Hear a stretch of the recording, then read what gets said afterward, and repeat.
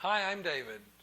Tell me what you do when you peel a banana or you open a can of green beans, and after you've eaten the green beans or you've eaten the fruit of the banana, do you put the peel and the empty can in a trash can somewhere in the kitchen?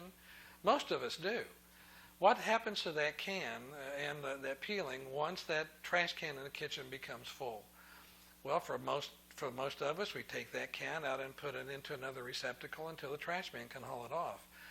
How often, let me ask you this question, how often do you pour the contents of the trash can out in your kitchen floor and sit in the middle of it and see if there's anything worth keeping? Do you take the can and pour it out in the kitchen floor, or do you take it outside to the garage where it belongs?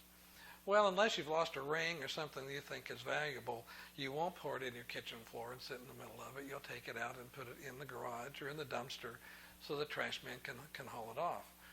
Well, let's take it a step further. What happens to it when the trash men come and haul it away? How many of you have ever chased a garbage truck? Here it is, the big old garbage truck with the stinky odor in it, with the wheels, and it's driving down the road. How many of you have ever chased a garbage truck down the road asking for your garbage back so you can put it in your kitchen and pour it out on the floor and see if there's anything worth keeping? Well, I doubt if any of us have done that. Well, let's take it one step level. We don't ask, hey, I want it back.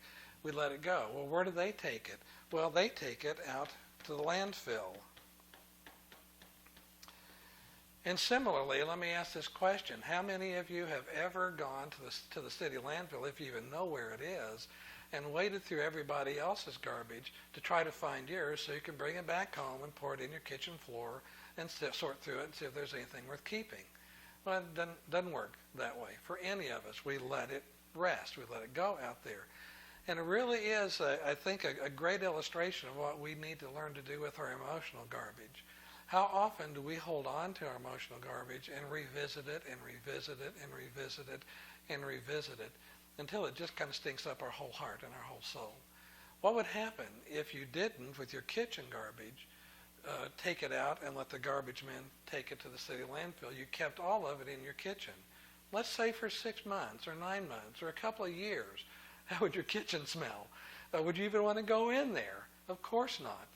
Well, it's the same thing with our hearts.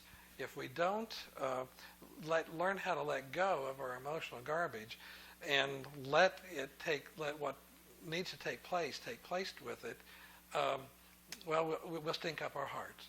Well, let me ask you this quick question. What happens to our real garbage out at the landfill? This is really cool. It gets recycled. It gets buried. It gets churned under and turned over. And over the long haul, all of it turns into very fertile soil.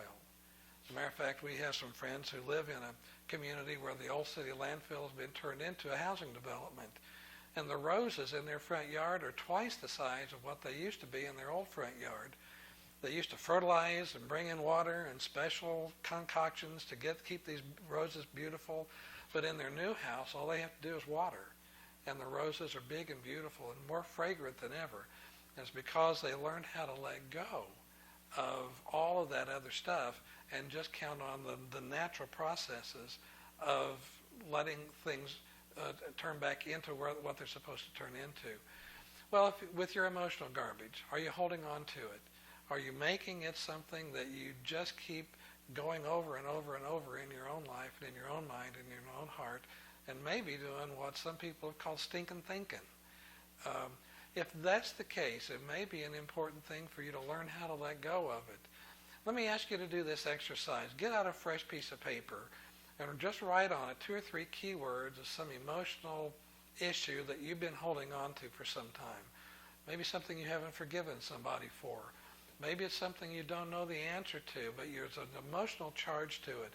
Write it down on that piece of paper. And then what I'd like you to do is to wad it up and hold it in your hand and hold it out over a trash can.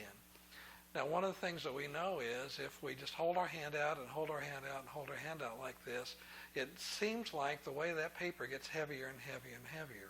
Well, is it actually getting heavier? Well, of course not. But it feels that way. Sooner or later, what we have to do is learn how just to let go. And I hope that this illustration and even this little bit of fun about our kitchen garbage will help you understand that emotional garbage is something we can treat just the same way. We can learn to let go of it, and because of that, we can live healthier and fuller lives.